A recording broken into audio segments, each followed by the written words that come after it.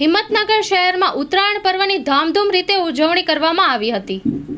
મકર સંક્રાંતિના આ પાવન પર્વે સર્વેને હૃદયપૂર્વકની શુભકામનાઓ પાઠવું છું।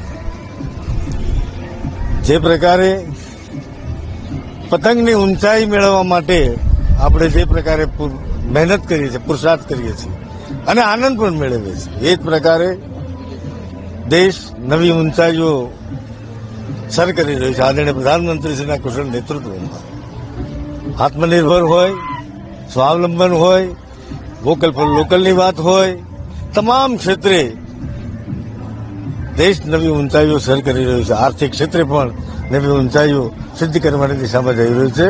ફરીથી આપ સર્વેને મકર સંક્રાંતિની શુભકામનાઓ પાઠવું છું। ઉમંગ અને ઉત્સાહ સાથે પર્વની ઉજવણી કરીએ। આ દેશની પરંપરા રહી છે, સભ્યતા રહી છે, સંસ્કાર રહ્યા છે। ઉત્સવોની ઉજવણી કરવી એ આપણો સ્વભાવ છે।